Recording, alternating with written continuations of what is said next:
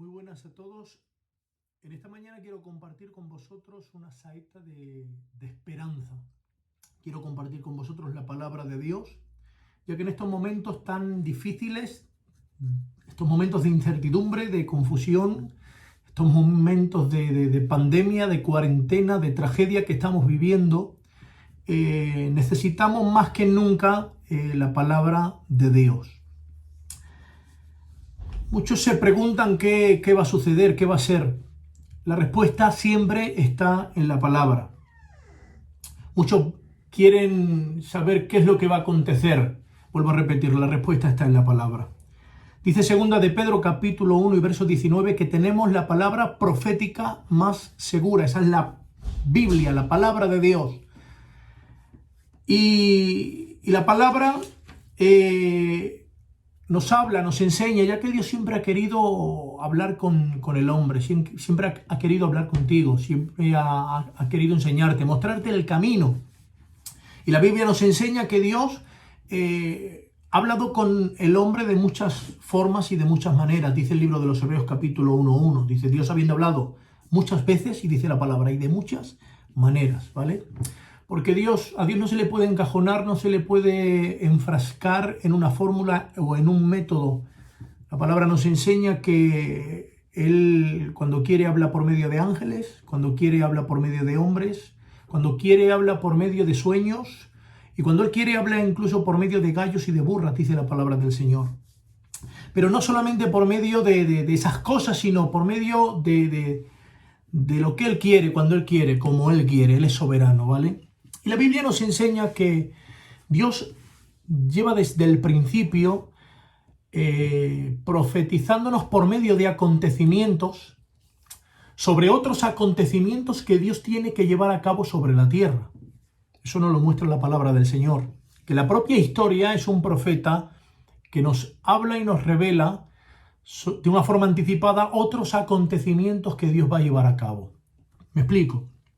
La Biblia dice que Dios vistió al hombre y a la mujer con túnicas de piel. Eso está en el libro de Génesis, en el huerto del Edén.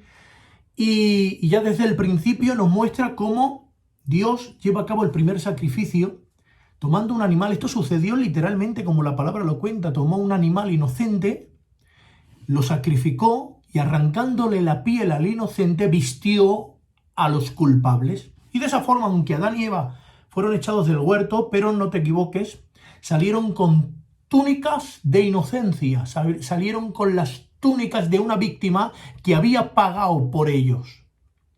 Este acontecimiento está profetizando de una forma anticipada cómo Dios llevará a cabo la redención de la humanidad. Está anunciando y ya desde el principio que el verdadero Cordero, que es Jesús, siendo Dios se haría hombre, se entregaría en la cruz, entregaría su vida y al tercer día resucitaría de entre los muertos, y todo aquel que en él cree será revestido con la piel del inocente, con la piel del santo y con la piel del justo, ¿vale? Y date cuenta cómo el Señor desde el principio, por medio de un acontecimiento, anuncia otro acontecimiento que tenía que suceder, ¿vale? Otro ejemplo de esto es cuando dice el propio Jesús, dice, de la misma forma que la serpiente de bronce, Moisés levantó la serpiente de bronce en el desierto, dice, así el Hijo del Hombre tiene que ser levantado. Está el Señor diciéndonos y enseñándonos que aquel acontecimiento ya enseñaba y revelaba sobre otro acontecimiento que el Señor quería llevar a cabo sobre la historia. Es que de la misma forma que aquella serpiente de bronce fue levantada para sanidad del pueblo, de la misma forma el Hijo del Hombre será levantado suspendido entre el cielo y la tierra, levantado en la cruz del Calvario, para que todo aquel que lo mire con fe sea sanado del veneno de la serpiente. Y no solamente ahí, sino que también dice la palabra, el propio Jesús dice, de la misma forma que Jonás estuvo 3 días en el vientre del pez, dice, así el Hijo del Hombre estará 3 días en las entrañas de la tierra. Otra vez el Señor nos muestra cómo acontecimientos pasados hablaban y profetizaban de acontecimientos que Dios tiene que llevar a cabo en el futuro sobre la tierra, ¿vale? Esto nos enseña que cuando leemos la historia bíblica tenemos que entender que ya desde el principio el Señor nos anuncia los acontecimientos del final. Y esto es válido incluso para los tiempos que estamos viviendo, ¿vale? Todavía los acontecimientos del final todavía están hablando de acontecimientos que Dios tiene que llevar a cabo sobre la tierra, ¿vale? Si nos vamos al principio, dice la palabra, libro de Génesis, capítulo 5, ¿vale? Dice la palabra del Señor que, capítulo 5, verso 24, dice, caminó pues Enoc con Dios y desapareció, porque Dios le llevó, ¿vale? Aquí la palabra nos enseña que un hombre en el principio fue arrebatado y desapareció de la tierra. Dios se lo llevó, lo arrebató de la tierra. Siempre decimos que Dios se lo llevó porque Enoc caminó con Dios, era un hombre justo, un hombre santo, un hombre en comunión y a Dios le agradó tanto que Dios se lo llevó. Pero no es ese exactamente el motivo y la razón por el cual Enoc fue arrebatado de la tierra, ya que otros hombres vivieron igual que él y no fueron arrebatados de la misma manera. Eso aparece en el capítulo 5, pero si tú lees en el capítulo 6, dice, presenta la palabra a otro hombre de Dios, que es Noé, y dice la palabra sobre Noé. Génesis 6:9, dice, estas son las generaciones de Noé. Noé, varón justo, era perfecto en su generación, dice, con Dios caminó Noé. Vuelve la palabra a repetir la misma expresión que con Enoc. Si Enoc caminó con Dios, Noé también caminó con Dios.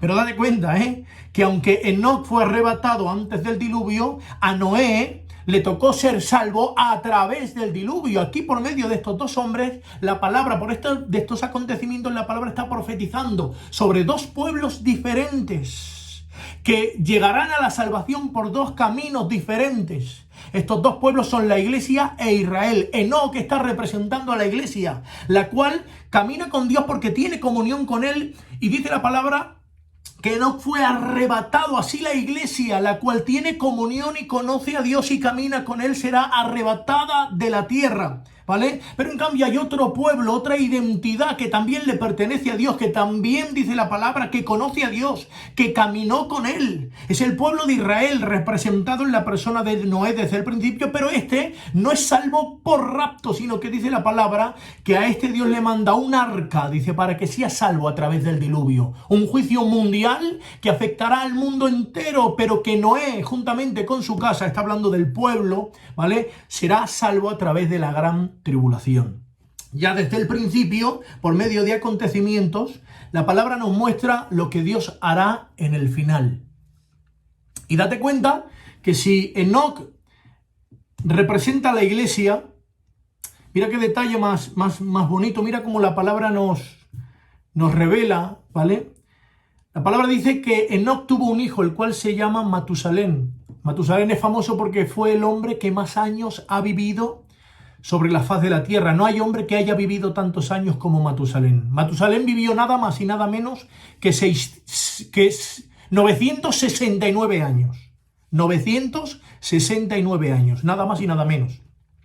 Y resulta que cuando Enoc le nace Matusalén, Enoc es el primero en ejercer un estilo de profecía, ¿vale?, que luego se repitió en algunos profetas, y es que el profeta le ponía un nombre profético a su hijo para que cuando Dios cumpliese la profecía, el pueblo dijese, ya lo profetizó el profeta con el nombre de su hijo, lo que ha acontecido Dios lo anunció de antemano y lo ha cumplido. Eso es lo que hizo Enoc al ponerle nombre a Matusalén.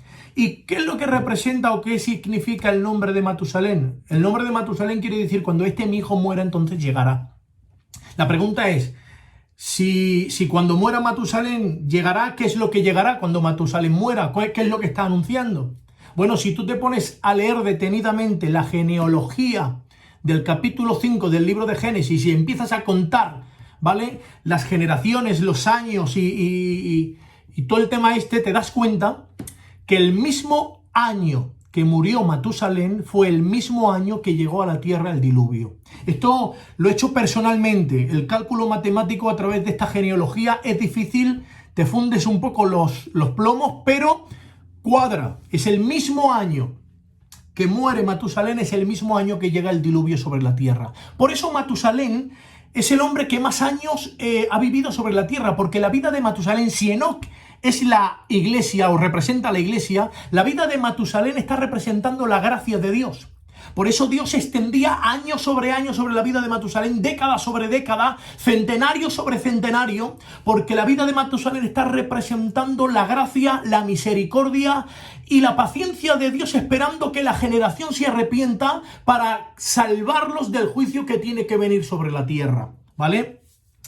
Por esto, sabiendo Dios que el año que muriese Matusalén tenía que enviar el juicio sobre toda la humanidad, Dios con paciencia añadía año sobre la vida de Matusalén, década sobre década, centenario sobre centenario, porque la vida de Matusalén nos habla de la misericordia, del amor y de la paciencia de Dios, esperando que todo hombre se arrepienta. Es por eso que dice la palabra del Señor, que el Señor dice, retarda su promesa, su venida, dice, esperando, dice, que todo hombre se arrepienta, no queriendo él que se pierdan, ¿vale?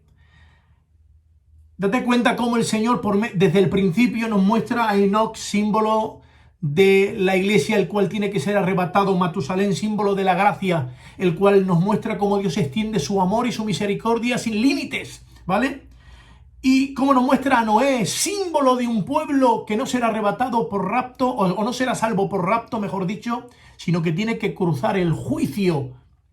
Pero a través del juicio dice la palabra que serán salvos, ¿vale? Ya desde el principio la palabra nos muestra los acontecimientos del final. Es por eso que en este tiempo que estamos viviendo, este tiempo de pandemia, este tiempo donde las noticias anuncian terremotos, huracanes, tragedias, guerras, donde parece que el mundo está patas arriba, de alguna forma el Señor nos está anunciando que su venida está cercana. Y es que aunque la venida, el rapto del Señor, no hay señales que lo anuncien, pero sí que es verdad que dice la palabra en el libro de Mateo, mira lo que dice la palabra. Le preguntan sus discípulos al Señor cuándo serán los días de su venida. La venida no es el rapto, ¿eh? Primero es el rapto, luego la gran tribulación y luego viene la venida. Los discípulos preguntan por la venida. Y dice, respondió Jesús y les dijo, mirad que nadie os engañe, porque vendrán muchos en mi nombre diciendo yo soy el Cristo, y a muchos engañarán. Y oiréis de guerra y de rumores de guerra, mirad que no os turbéis, porque es necesario que todo esto acontezca, pero aún no es el fin, porque se levantará nación contra nación, reino contra reino, y habrá pestes, hambres, terremotos en diferentes lugares, y todo esto será principio de dolores. Cuando la palabra aquí dice principio de dolores, está hablando de los dolores que una mujer siente antes de dar a luz. Porque todo niño antes de nacer tiene que ser concebido. De la misma forma, toda profecía antes de cumplirse tiene que ser concebida, tiene que ser gestada, ¿vale? De la misma forma, la palabra aquí nos está diciendo que antes de que nazcan las señales dentro de la gran tribulación para anunciar la venida, nosotros tenemos algo que discernir, ¿vale? Y es que antes que las señales nazcan, la tierra está gestando esas señales,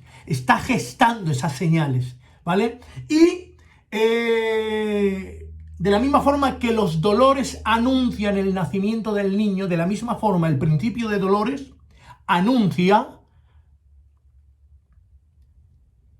que esas señales están al nacer. Y claro, esas señales tienen que nacer dentro de la gran tribulación. Por lo tanto, si esas señales tienen que nacer dentro de la gran tribulación y han comenzado los dolores de parto, quiere decir que antes de que las señales nazcan, ¿vale?, y anuncien la venida, antes de eso la iglesia tiene que ser arrebatada. O sea, imagínate lo cerquita que está el rapto de la iglesia en estos tiempos tan malos que estamos viviendo. Por eso te animo, ¿vale?, a que entiendas que estamos en ese tiempo, principio de dolores. Las señales, antes de que las señales nazcan, acontezcan, se manifiesten dentro de la gran tribulación, antes la iglesia tiene que ser arrebatada. Pero hay una señal para la iglesia que no marca ni día ni hora, pero sí tiene que ponernos alerta. Es el principio de los dolores. Y el Señor, por medio de la pandemia, por medio de las guerras, por medio de los terremotos, por medio de los acontecimientos que estamos viviendo en el planeta, nos muestra que vienen principios de dolores. Por eso, hermano mío, Maranatá, Cristo viene.